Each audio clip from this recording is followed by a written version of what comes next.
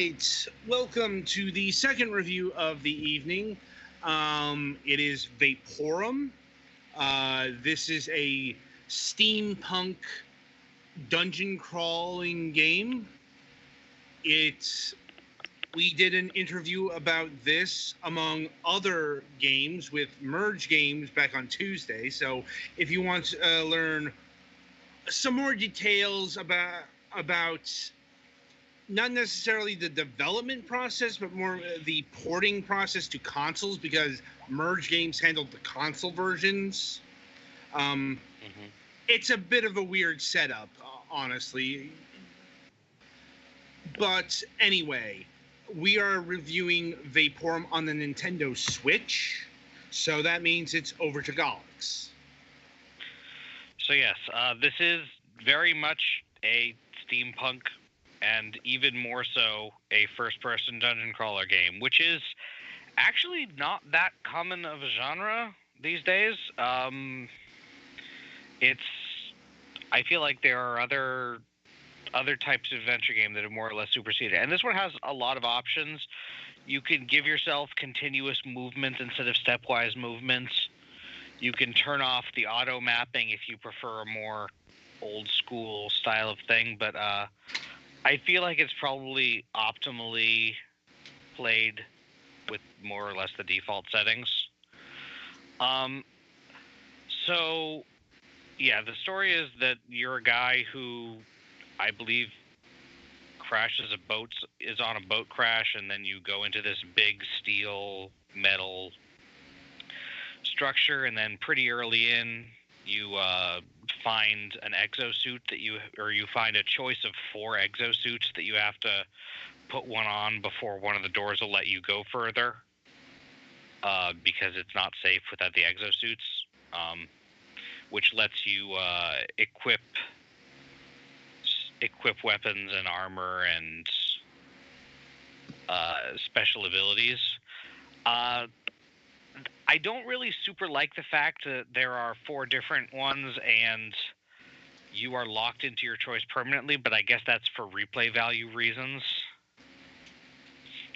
There's like one that makes you faster and more attacky. There's one that gives you more hit points. There's one that makes you heal and have better resources, and one that once you get your special powers, it recharges those way faster.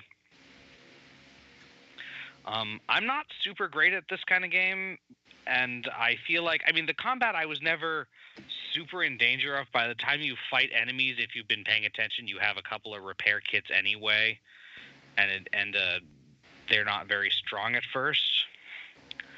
But the game really uses like all of the buttons, and like you attack with the shoulder bumpers. You change between your 2 weapon loadouts by clicking on the right stick. And then to investigate stuff, you have to hold one of the shoulder buttons and then look around. And you have to press on the down button to get into your inventory to change stuff around when you're not in a fight. And if you accidentally get into stuff in a fight, then you have to get out of it. Which is probably where there is a mode called time stop mode that basically stops everything when you're not actively doing something, which might be convenient. I'm sure once you get into the swing of like actually dodging properly, it feels more satisfying. But so far, I mostly ended up just in the first couple floors. I mostly ended up tanking stuff.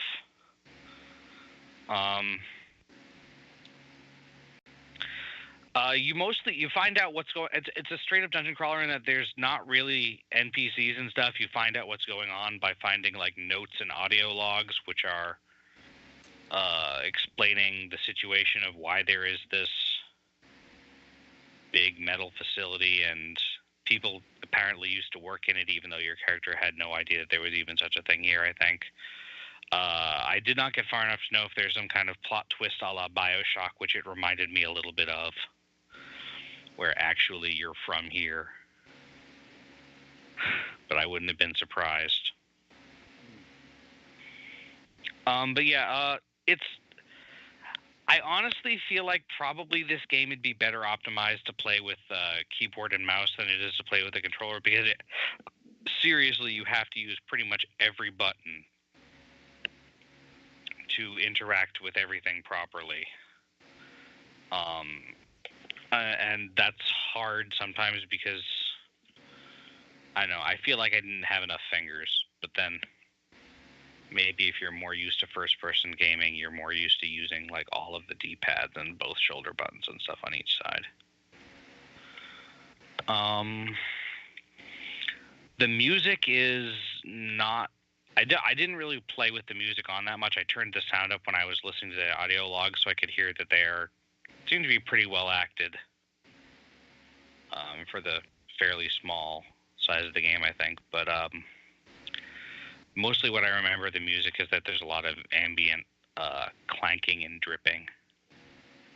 And there are puzzles like pressure plate puzzles and block pushing puzzles and sometimes timing puzzles where you have to block something from going through, or you have to step through an area with a steam jet or fire when there isn't a steam jet or fire there. And a lot of like, oh, hey, I can't progress. Better go the other way and find the switch and or key and then go back. It's honestly, I don't know if my impression of it was that it was a pretty well put together game. It didn't super grab me as like, oh, wow, this is super engaging and I must continue playing and can't put it down. Although I did end up playing it for longer than I wanted to when I was at my friend's house, so I was a little late getting home. But so yeah, do you guys have any questions or? Does it mention what Vaporum is? Like, is it some sort of mineral you're extracting, or is it the name of the facility, or? I don't recall finding that out. There is fumium is the substance that enemies drop when you defeat them, or at least robot enemies do. I didn't fight any human enemies, but I suspect they probably would too, which goes into... It's kind of like experience. As you get it, you unlock levels that you can use to improve your suit's performance a little bit in different ways, and also there's like a sort of... It's not really a skill tree, but you can like level up your suit's ability to use different kinds of equipment well, such as you can be better at like one-handed guns, two-handed guns, bladed weapons, bludgeoning weapons.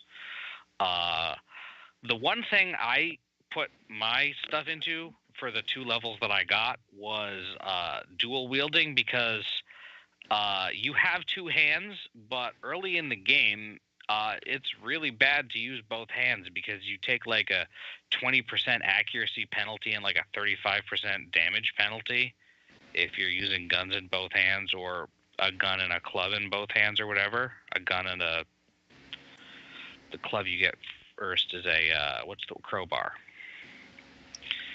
So I wanted to be able to have a melee and ranged weapon, and not like suck horribly with them. Although I guess you do get a shield, and that's useful because it outright blocks some hits. But yeah, fumium is the substance that powers up your suit, so I don't know if that's related to Vaporum. I suspect it might be the facility, but I'm not sure. Fair enough.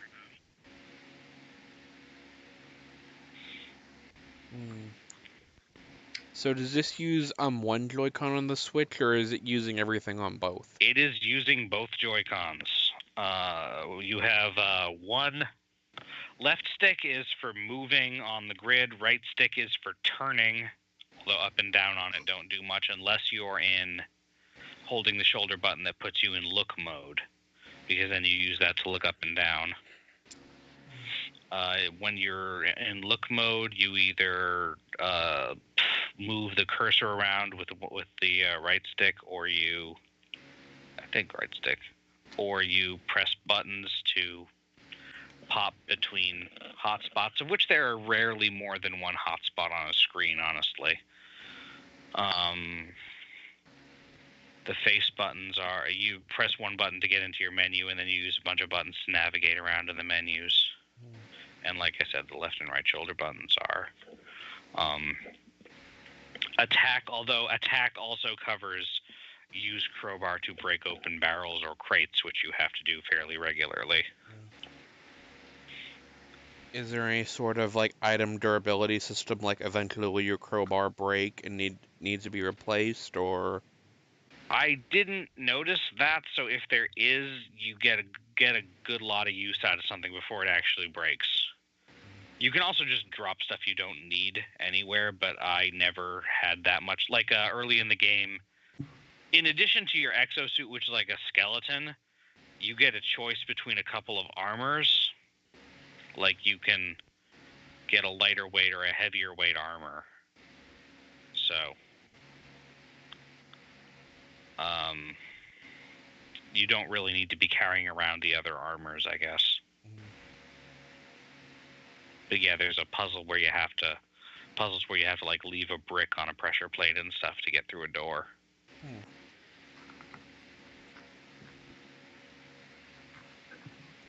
I think that's it from me. Adam, Twilight, you guys have anything? Not really, no. Me neither.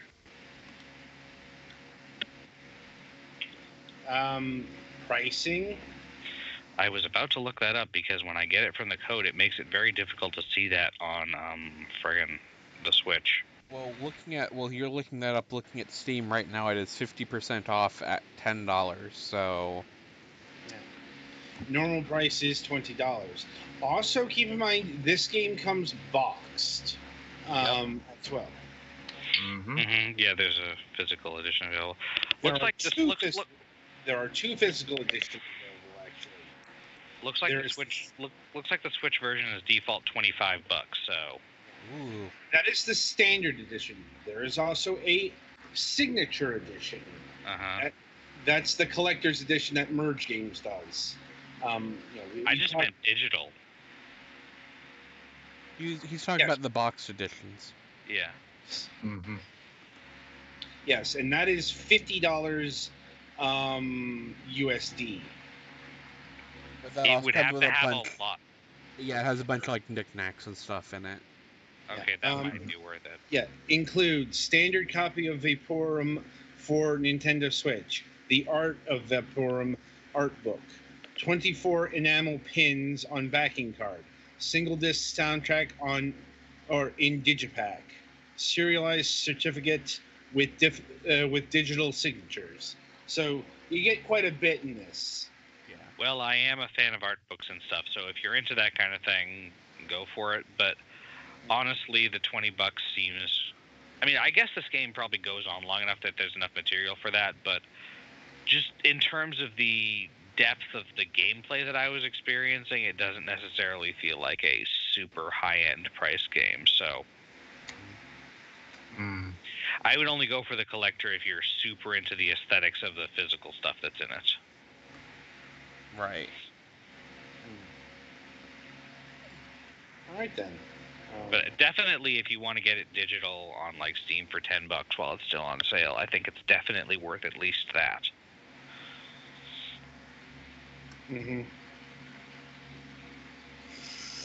Right. So, anything else?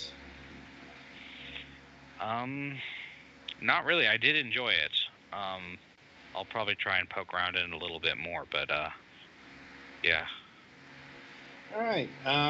So that'll about do it for Vaporum here. Be sure to tune in after the break as we switch to once again Lilisical Rainbow Stage.